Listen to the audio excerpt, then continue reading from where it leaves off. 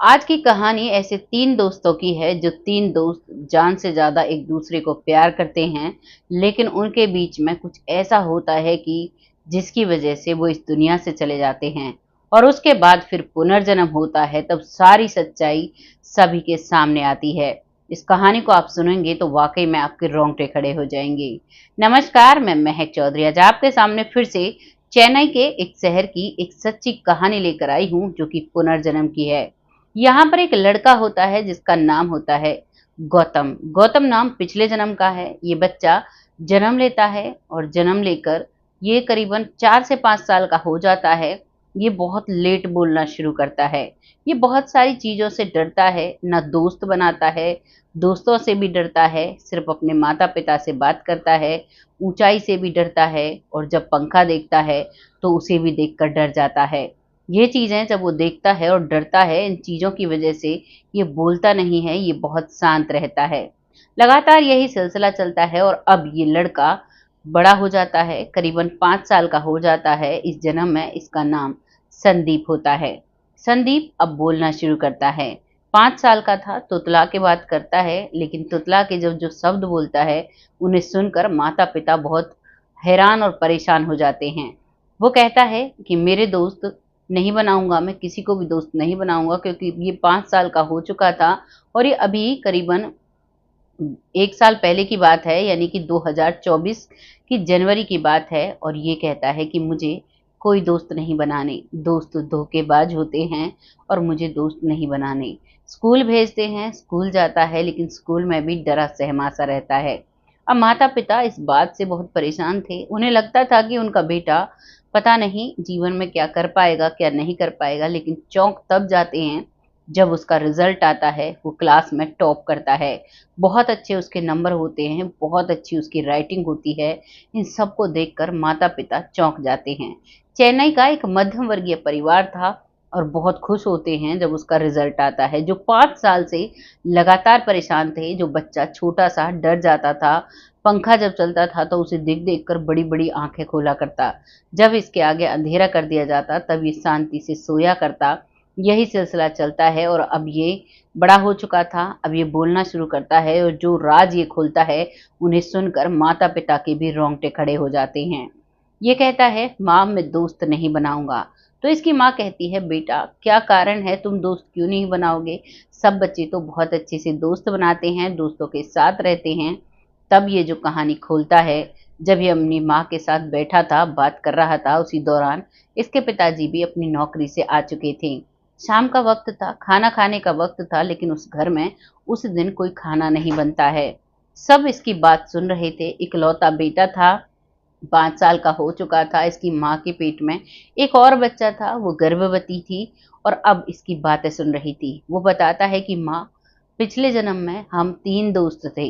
मेरा दोस्त सौरभ था और एक मेरा दोस्त राकेश था। सौरभ जिसकी उम्र 26 साल, राकेश जिसकी उम्र 30 साल। हम बचपन से दोस्त थे, लेकिन जो राकेश है, वो पढ़ने में कमज़ोर था और जो सौरभ है, वो भी पढ़ने में थोड़ा कमज़ोर था और मेरा नाम गौतम था, मैं पढ़ने में बहुत तेज़ था। हम लोग एक साथ पढ़ाई करते हैं। उस जो राकेश दोस्त था, उसमें उम्र का गैप था, तो जब हम नौकरी जॉइन करते हैं, तो उसे नौकरी नहीं मिलती है और राकेश इधर-उधर ऐसे ही भटकने लगता है। मैं और सौरभ एक ही कंपनी में जॉब करते हैं। हम लोग बहुत मेहनत करते हैं और लगातार 4 सालों तक हम नौकरी करते हैं। जब हम नौकरी करते हैं और अपना काम करते हैं, तो मुझे बहुत तरक्की मिलती है, लेकिन मेरे दोस्त को, सौरभ को इतनी तरक्की नहीं मिलती है जितनी मुझे मिलती है। मेरे मम्मी-पापा भी फाइनेंशियल बहुत सपोर्ट करते थे, क्योंकि मेरे पापा की गवर्नमेंट जॉब थी और जो सौरभ है, उसके पिता एक किसान थे। अब मैं एक गाड़ी खरीदता हूँ तो मेरा दोस्त बहुत खुश होता है, हम रात को पार्टी भी करते हैं, लेकिन वो खुश तो होता है, लेकिन वो चुप हो जाता है। मैं समझ नहीं पाता हूँ उसके साथ क्या हो रहा है, वो ऐसे क्यों रहता है। धीरे-धीरे वक़्त निकलता है, मुझे और प्रमोशन मिलते हैं, लेकिन मेरे दोस्त सौरभ को प्रमोशन नहीं मिलते हैं। उधर मेरा राकेश दोस्त जो है, वो शराब पीने लगा था, बहुत ज़्यादा आवारा घूमता था, जब कभी-कभी हमसे मिलता तो वो बस ऐसे ही बात किया करता, हमेशा पैसे की फिराक में घूमा करता। उसे नशा करने के लिए पैसा चाहिए होता था, कभी-कभी हमसे भी पैसा ले लिया करता और ज़्यादातर वो अकेला रहा करता।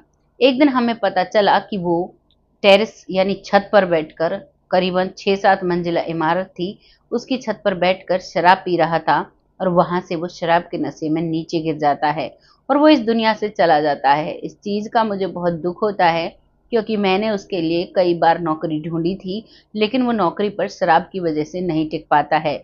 ऊपर से उसकी उम्र हमसे ज़्यादा थी और वो अब काम में ध्यान नहीं लगाता था, ना उसकी शादी हुई थी, ना हमारी शादी हुई थी। अब जब वो इस दुनिया से जाता है तो हम दोनों दोस्त बहुत अकेला महसूस करते हैं। हम लोग जब साथ में रहते तो मेरा दोस्त बहुत बार ये कहा करता कि तेरे पास तो सब कुछ है, तुम्हें तो शादी भी बहुत आसानी से हो जाएगी, तुम्हें लड़की भी बहुत आसानी से मिल जाएगी, मेरा पता नहीं क्या होगा। ये बात जब वो कहता तो मुँह चढ़ाकर कहता था और मैं इस बात से बहुत परेशान रहा करता। धीरे-धीरे वक़्त निकलता है और एक दिन कुछ ऐसा होता है कि मैं बहुत ज़्यादा बीमार रहने लगता हूँ। बहुत ज़्यादा परेशान रहने लगता हूँ और अब तक मैं बहुत काम किया करता था, अब मेरा काम का भी बिल्कुल मन नहीं करता है। ये चीज़ें जब मैं उससे शेयर करता हूँ, तो वो तिरछी-सी मुस्कान मुझे देता है। दरअसल मेरे दोस्त ने बियर में मिलाकर मुझे कुछ ऐसा खिलाया था, जिससे मेरे अंदर ऑर्गन में कुछ प्रॉब्लम हो गई थी और मैं हमेशा आलस और गुस्सा 2 चीज़ें मुझ पर हावी रहा करती थी। अब मैं इस चीज़ से बहुत परेशान रहने लगा, लेकिन धीरे-धीरे वक़्त निकलता है, तो मेरे दोस्त को पता नहीं क्या होता है, वो बहुत ज़्यादा परेशान रहने लगता है और एक दिन वो अपने आप को पंखे से लटकाकर इस दुनिया से विदा करने की कोशिश करता है, उसी दौरान मैं वहाँ पहुँच जाता हूँ। उसको वो लटक चुका था, कुछ समय ही वो उतर पाया था, यानी उसकी कुछ साँसें बाकी थी, उसकी शायद गले की हड्डी टूट गई थी। जब मैं उससे बात कर रहा था तो वो कहता है कि मुझे बहुत बुरा लगा, मैंने तुम्हें बियर में मिलाकर कुछ ऐसी चीज़ पिलाई है जिसकी वजह से तुम्हारा ऐसा शरीर हो गया है, तुम इतने परेशान रहते हो।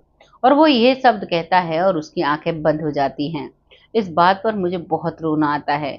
मैं बहुत परेशान रहता हूँ और पता नहीं मुझे क्या होता है, मैं इतना बीमार हो जाता हूँ और एक दिन मैं भी इस दुनिया से चला जाता हूँ। ये चीज़ जब वो माता-पिता सुनते हैं तो वो बहुत परेशान हो जाते हैं। तभी वो कहता है कि मेरे जान से प्यारे 2 दोस्त थे, दोनों दोस्त कभी मेरे साथ नहीं रहे, जो कभी बचपन में बहुत कस्में खाया करते थे, उन्होंने मेरा साथ नहीं दिया। एक मेरी तरक्की को देखकर जल जाता है, दूसरा हमसे दूरी बना लेता है, तो क्या फ़ायदा ऐसे दोस्तों का? वो एक 5 साल का बच्चा जब ऐसी बातें करता है तो वो माता-पिता बहुत हैरान हो जाते हैं। माता-पिता पंजाब में थे और वो लड़का चेन्नई में था जिसका पहला जन्म था, काफ़ी दूरी थी। माता-पिता कई बार कहते हैं कि बेटा अब तुम्हें कैसा लगता है? तो वो कहता है कि बस यही बात मुझे बचपन से परेशान करती थी और इसीलिए मैं बच्चों से दूर रहता हूँ, मैं किसी से दोस्ती नहीं करता।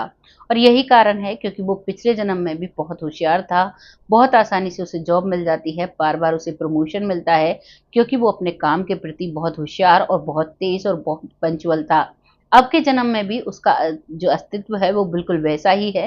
वो अपने काम को, जो काम उसे दिया जाता है घरवालों की तरफ से, वो बहुत अच्छे से करता है और बहुत सटीक तरीके से करता है। उसकी फर्स्ट क्लास में जो अच्छी रैंक आई थी, सेकंड में और भी अच्छी आती है और अब वो अपना जीवन बहुत अच्छे से जी रहा है।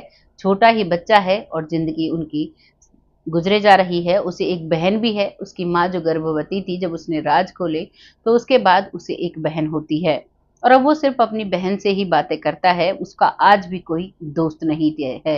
ये थी पुनर्जन्म, जो पिछले जन्म में उस लड़के का नाम गौतम था और इस जन्म में उसका नाम संदीप है।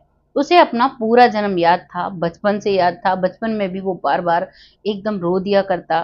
धीरे-धीरे अब वो बड़ा हो गया था, अब वो सारी बातें अपने माता-पिता को बता चुका था। ये बातें माता-पिता सुनते हैं, कई बार पूछते हैं कि बेटा तुम चाहो तो हम तुम्हें तुम्हारे पिछले परिवार से मिला सकते हैं, तब वो एक बात बताता है। वो कहता है कि मैंने दोनों मम्मी-पापा को बहुत गौर से देखा है, क्योंकि जब मैं मर चुका था तो वो लोग बहुत रोए थे। लेकिन उसके कुछ दिन बाद भी मैं घर पर गया था, वहाँ पर मैंने देखा था और मरने के बाद भी मैंने अपने दोस्तों को भी देखा। मेरा दोस्त मुझसे बहुत माफ़ी माँग रहा था और जो मेरा दूसरा दोस्त था, वो बार-बार मुझसे ये कहा करता था कि मैंने बहुत गलत किया, मैंने शराब पी, मैंने अपने कर्मों को खराब किया है। क्योंकि जब हम लोग इस दुनिया से जाते हैं और जब हम ऊपर भगवान के पास पहुँचते हैं तो हमें रियलाइज़ होता है, हमें महसूस होता है कि हमने क्या गलत किया, क्या अच्छा किया, किसका फल हमें क्या मिलेगा। वो एक ऐसी जगह है जहाँ पर हमें हमारी सारी गलतियाँ महसूस होती हैं, हमें सारे गलत किए हुए काम याद आते हैं। जो उसका दूसरा दोस्त था सौरभ, वो भी बहुत महसूस करता है, वो भी बार-बार उससे माफ़ी माँगता है और जब वो अंत समय में गया था, तब भी वो उससे बहुत माफ़ी माँगता था। उन दोस्तों के साथ रहने के बाद वो अपने माता-पिता के घर जाता है, तो वो माता-पिता बहुत शांति से रहते हैं, शांत रहते हैं, लेकिन वो अब ज़्यादा रोते नहीं हैं, उन्होंने अपने आप को सँभाल लिया है। यहाँ पर संदीप कहता है कि अगर मैं अब दोबारा से उनके पास जाऊँगा और वो पुरानी ताज़ा यादें जो हैं वो ताज़ा करूँगा, तो शायद उनको बहुत दुःख होगा। वो चाहेंगे कि मैं उनके साथ रहूँ, लेकिन अब मुझे यहीं पर रहना है क्योंकि नियति का खेल ही यही है। वो इतना छोटा बच्चा वो ये समझ चुका था कि मुझे जहाँ मैंने जन्म लिया है वहीं मुझे रहना होगा। इसे तो आप गॉड गिफ्ट ही कह सकते हो क्योंकि आप देखते हो हज़ारों लाखों बच्चे कई-कई चीज़ों के लिए तैयारी करते हैं, लेकिन कोई एक बच्चा सिलेक्ट होता है तो वो भगवान का गिफ्ट होता है, भगवान का उपहार होता है उस बच्चे के लिए, जो सिर्फ़ उसी का नाम चुना जाता है। वैसे ही यहाँ पर संदीप उर्फ गौतम होता है, जो अपने जीवन को आज बहुत शांति से जी रहा है। जो उसके अंदर जो बातें थी, जो उसे डराया करती थी, वो सारी अपने माता-पिता को बताता है और अब माता-पिता उन्हें समझाते हैं कि बेटा, क्योंकि जो ये संदीप है, इसका जो पिता है, वो बहुत ही पूजा-भक्ति किया करते थे। किसी का भी बुरा नहीं करते थे, भले ही नौकरी छोटी है, वो बहुत अच्छे से ज़िंदगी काटते हैं। अब ये भी ये बातें समझ चुका है और बहुत अच्छे से अपनी ज़िंदगी जी रहा है। ये थी पुनर्जन्म की सच्ची कहानी। आपको ये कहानी सुनकर कैसा लगा? अपनी राय कमेंट बॉक्स में ज़रूर लिखिएगा, लोगों के साथ शेयर करिएगा। अब वक़्त आता है उन लोगों का जो लोग हमें रेगुलर सपोर्ट करते हैं, बहुत प्यारे जिनके कमेंट होते हैं, जिनमें सबसे पहला नाम आता है मंजू चौधरी जी, जो बहुत अच्छा कमेंट करती हैं। आपका तहे दिल से धन्यवाद, ऐसे ही अपना सपोर्ट हमारे साथ बनाए रखें। अगला नाम आता है सरयू बाला जी, जो बहुत अच्छे से कमेंट करते हैं। आपका तहे दिल से धन्यवाद, ऐसे ही अपना सपोर्ट और आशीर्वाद हम पर बनाए रखें। अगला नाम आता है जमुना जी, जो रेगुलर कमेंट करती हैं, बहुत अच्छे कमेंट होते हैं। आपका तहे दिल से धन्यवाद, ऐसे ही अपना सपोर्ट हमारे साथ बनाए रखें। अगला नाम आता है सरिता जैन जी, जो नई जुड़ी हैं। आपका तहे दिल से धन्यवाद, बहुत अच्छा सपोर्ट आप दे रही हैं, ऐसे ही अपना प्यार और सपोर्ट हमारे साथ बनाए रखें। अगला नाम आता है गंगा जी, जो बहुत अच्छे से सपोर्ट करती हैं, काफ़ी बुज़ुर्ग हैं, करीबन 55 से 60 साल उनकी उम्र है, जो बहुत अच्छे से सपोर्ट करती हैं, जो कि हमें देख रही हैं सहारनपुर से। उनका तहे दिल से धन्यवाद, ऐसे ही अपना सपोर्ट हमारे साथ बनाए रखें। अगला नाम आता है कविता जी, जो बहुत अच्छे से सपोर्ट कर रही हैं। आपका तहे दिल से धन्यवाद, ऐसे ही अपना सपोर्ट हमारे साथ बनाए रखें। आज के लिए बस इतना ही। जो लोग रह गए हैं उनका नाम अगली वीडियो में ज़रूर ले लिया जाएगा। अपना प्यार और सपोर्ट ऐसे ही बनाए रखें जिससे कि हम आगे बढ़ते रहें, और जिन्होंने चैनल सब्सक्राइब नहीं किया है वो चैनल को सब्सक्राइब कर लें, फिर साथ ही साथ बेल आइकन भी दबाएं, जिससे कि जैसे ही मेरी वीडियो डलती है तो आपके फ़ोन पर सबसे पहले आएगी, जिससे कि आप वीडियो को जल्दी से जल्दी देख सकें। तब तक आप सब खुश रहें, आबाद रहें, अपना और अपने परिवार का खासा ख्याल रखें और आप सब स्वस्थ रहें, क्योंकि पहला सुख निरोगी काया होती है। हम भगवान से कामना करते हैं आप सब स्वस्थ रहें, बस यही हमारी भगवान से दुआ है। जीवन की सारी खुशियाँ आप सबको मिलें। तब तक के लिए जय हिंद, जय भारत।